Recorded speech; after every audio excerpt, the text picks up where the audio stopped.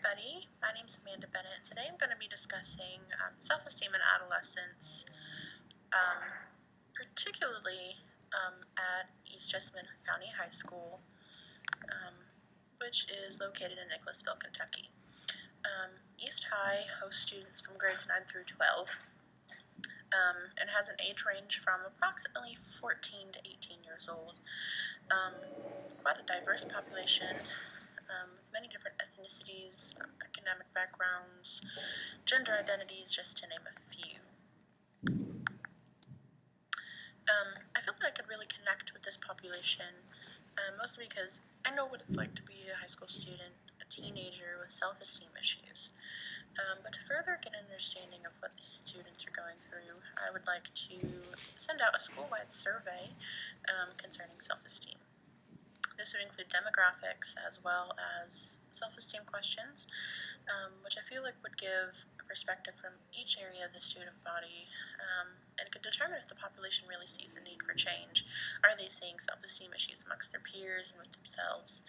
And it would ultimately determine if there was an intervention plan needed, which one would be used. So what's the problem? Adolescents are dealing with low self-esteem every single day. So what is self-esteem? Confidence in one's own worth, abilities, and self-respect. So we're going to be really looking at these students' confidence in themselves and their self-image and their self-respect. Many variables come into play when determining and assessing self-esteem amongst teenagers. Social comparison, comparing themselves to their peers, social media use, which goes hand in hand with social comparison, self-image, how they see themselves, and experiences with bullying, which we know all teenagers have experienced at one point, whether firsthand or secondhand. So, low self-esteem has many negative effects on the well-being and academic success of adolescents.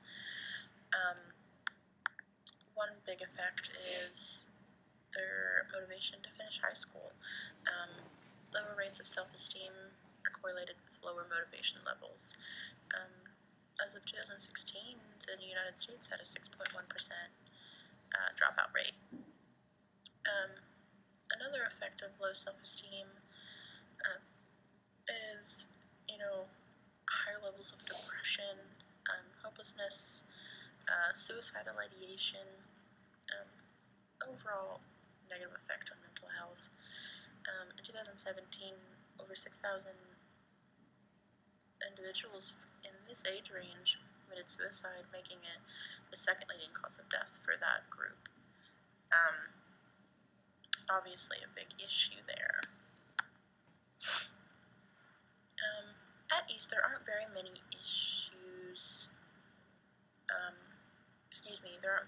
efforts to address the issue of low self-esteem. There is a book, Beautiful, by Julie Marie Carrier. It's a self-help book that targets young girls' self-esteem and self-image, but it doesn't address young men. Champion of Choices with Mark Marrow was brought to East. Mark Marrow is an ex-WWE star, turned motivational speaker who empowers students to do the best version of themselves academically, specifically. And Sources of Strength is something that will be implemented in the future, which is a peer-oriented best practice and evidence-based practice suicide prevention program. So really nothing that specifically targets self-esteem on a broad spectrum for the school, but really targets those effects of low self-esteem. But I feel that we need something more that will address self-esteem before it causes these issues. So some people of influence to make this all happen would be Kelly Canup. She's the Youth Service Center Coordinator at East and has been here for several years and has very many connections. I would also need the support of the counseling staff and teachers because they would ultimately be the ones implementing this. Administrators are where we get our permissions for the surveys and implementing any new intervention style. including the principal, superintendent, and the Board of Education. Ultimately, East is in need of a more specifically self-esteem targeted intervention that will reach all areas of the population, not just the girls.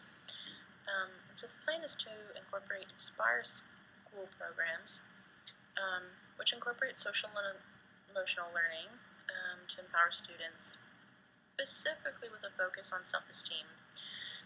We would need to contact Inspire and gather data on cost and necessary training before we bring that information to our influencers, such as the Board of Education, our superintendent, families of students. Next, we would acquire funding. Hopefully there would be a school budget for this kind of thing, but if not, we would seek out donors and do fundraisers. After that, we would complete training for our staff and implement the program, and eventually conduct a post-survey to determine the success of the intervention. So overall, East students' well-being and academic success may rely on an intervention model by the school. I feel it's the school's job to help boost self-esteem and prevent these negative effects that low self-esteem has on our students. There's a need to determine our self-esteem levels, their self-esteem levels, and need for intervention. And I feel like Inspire school programs would specifically target this issue over a broad spectrum for our students. So thank you for listening to my presentation today.